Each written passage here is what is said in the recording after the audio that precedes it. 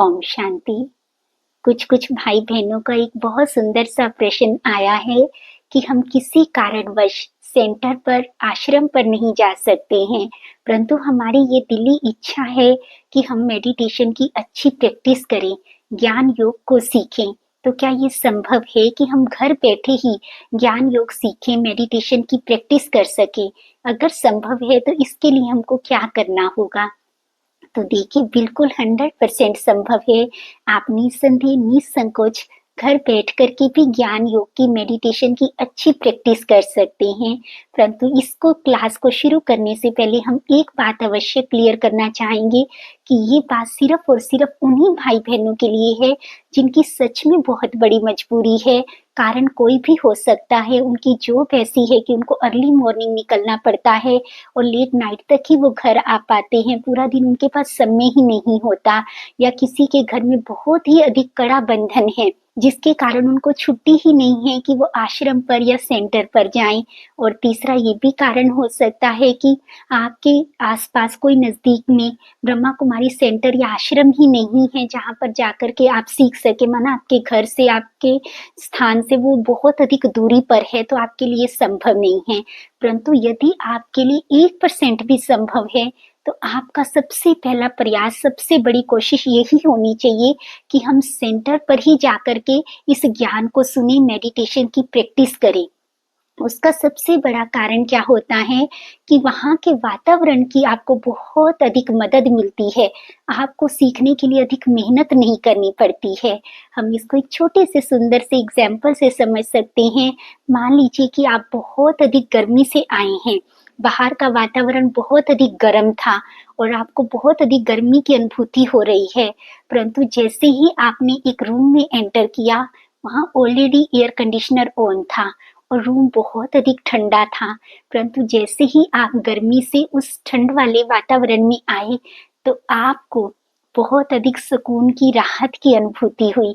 आपको ऐसा लग रहा था जैसे मैं गर्मी से झुलस रहा था, परंतु एकदम इतनी अधिक शीतलता का, इतनी अधिक सुकून की अनुभूति आपने की।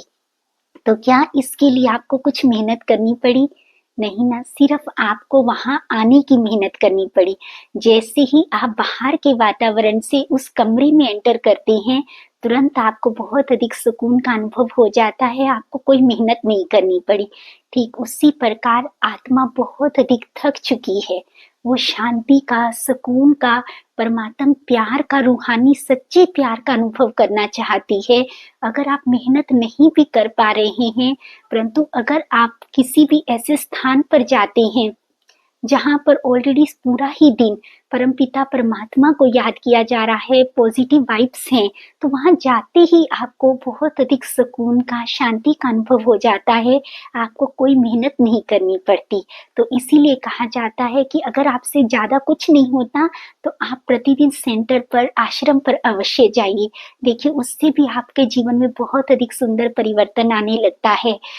और दूसरा, वहाँ जो टोली प्रसाद मिलता है वो कैसा है? परमपिता परमात्मा की याद में बना हुआ है, उसको भोग के रूप में स्वीकार कराया गया है। तो फिर जैसा अन्न वैसा मन।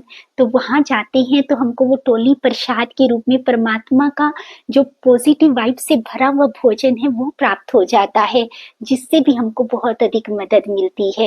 हाँ, परंतु यदि मजबूरी इतनी बड़ी है, किसी भी कारण से आपके लिए संभव ही नहीं है, फिर तो आपको घर बैठ करके ही प्रैक्टिस करनी है। तो उसके लिए आपको क्या करना होगा? सबसे पहले तो आपको ऑनलाइन ही, माना मोबाइल पर यूट्यूब से ही आपको 7 डेज रायोगा मेडिटेशन कोर्स करना है। आप किसी भी चैनल से, किसी भी हमारे भाई बहनों के माध्यम से इस कोर्स को कर सकते हैं। आप जैसे ही निकालेंगे 7 डेज रायोगा कोर्स तो आपके पास अवेलेबल हो जाएगा। आप बड़ी प्यार से, ध्यान से उस कोर्स को करेंगे, क्योंकि उस कोर्स में ये बतलाया जाता है कि हम कौन हैं, परमपिता परमात्मा कौन है, कहाँ रहते हैं, कैसे हम उनसे अपनी बुद्धि की तार को जोड़ सकते हैं। तो जब सब चीजें क्लियर होंगी तभी हम मेडिटेशन कर सकेंगे ना। तो इसलिए सबसे पहले आपको वो कोर्स कंप्लीट करना है।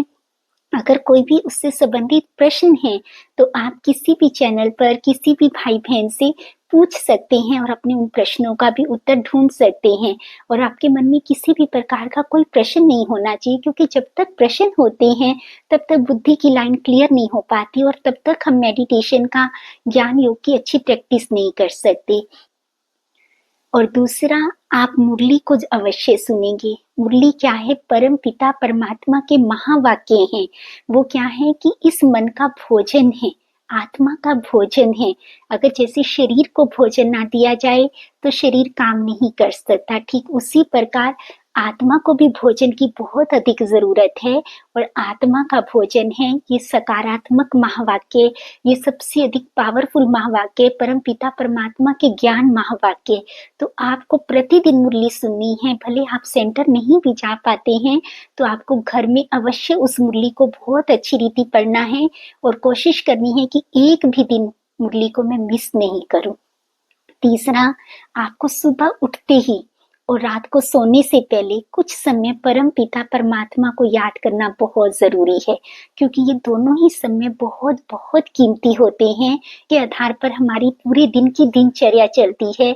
तो कितने भी बिजी हो, लेकिन कम से कम 15-20 मिनट सुबह और रात को सोने से थोड़ा समय पहले आप मोबाइल वगैरह सब कुछ छोड़ देंगे और बहुत प्यार से परम पिता परमात्मा को याद अवश्य करेंगे।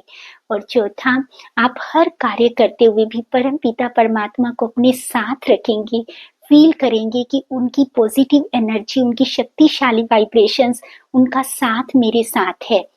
जब आप सारा दिन परमपिता परमात्मा को अपने साथ रखते हैं तो आपका संपूर्ण जीवन ही योग युक्त बनना प्रारंभ हो जाता है। आपके जीवन में बहुत सुंदर सुंदर चेंज आने आरंभ हो जाते हैं। आपके कार्य की कुशलता बढ़ने लगती है। आपको कम मेहनत में अधिक सफलता प्राप्त होने लगती है। इस तरीके से आप एक सुंदर सा रूटीन आरंभ कर सकते हैं।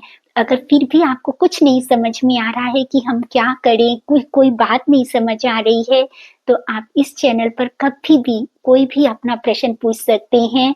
हाँ, हम अपनी तरफ से 100% कोशिश करेंगे परम पिता परमात्मा की मदद से आपके हर प्रश्न का संतोषजनक उत्तर देने का। आप सबका दिन बहुत शुभ हो। आप सब एक बहुत अच्छे तपस्वी ज्ञानी योगी बने, सदैव परम पिता परमात्मा की याद में मगन रहें, उनकी छत्र छाया उनके प्यार में पलते रहें। इसी शुभ भावना और कामना के साथ ओम शांति।